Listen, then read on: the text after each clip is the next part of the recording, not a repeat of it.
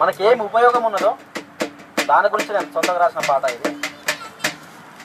చదువుకున పోతానయ్యా చదువుకున పోతానే, చదువుకున పోవద్దంటే సేదు మింగి సత్తానే, బడికి నన్ను పంపావే మా అయ్యా,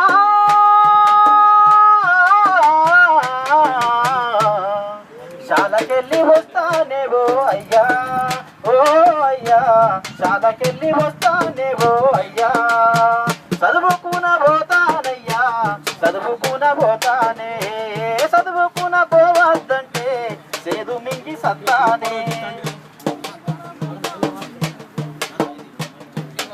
అయితే తండ్రి ఏమంటాడంటే, బిడ్డ చదువుకి మనకెందుకురా, మన తాతలు చదివినరా మన ముత్తాతలు చదివినరా, వారికి లేని చదువు మనకెందుకురా బిడ్డని మా తండ్రి అంటారు. అయ్యా తాత ముత్తాత చదివారు కనుకనే ఈ బతికేది, తాత చేసిన అప్పు కాత నీకు తెరవకపాయే, రాత రాసేటి పంతులు భాష నీకు రాకపాయే, ఎప్పటిదో చేసిన అప్పు బతుకు ఎత్తి కొట్టామాయే, ఎప్పటిదో చేసిన అప్పు బతుకు ఎత్తి కొట్టామాయే, నువ్వే చదివి ఉంటేనేవో అయ్యా,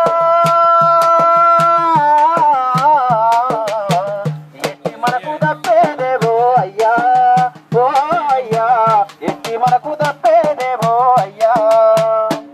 అప్పుడు తండ్రి ఏమంటా అంటే, బిడ్డ చదువుకున్న వాళ్ళంతా ఏముద్దరిస్తుండ్రా, నువ్వే ముద్దరిస్తావు.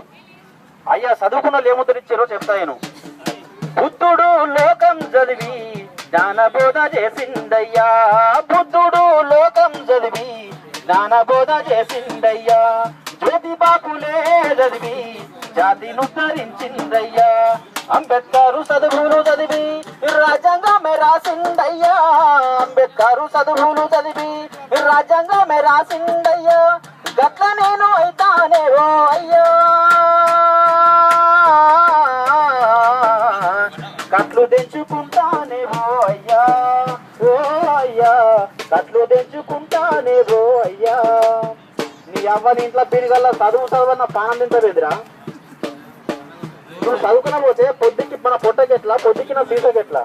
అయ్యా చదువు అంటే సంపాదించడం ఒక్కటే కాదే, చదువు అంటే చీకటి గెలిచే వెలుగు రేఖలు అంటనే అయ్యా, చదువు అంటే లోకం చూపే దారి గుర్తుంటదే అయ్యా, చదువు అంటే దొంగలు దోయని తరిగిపోని ఆస్తేనంట, చదువు అంటే దొంగలు దోయని చదువుకొని ఆస్తేనంట, సారు చెప్పినాడే ఓ అయ్యా,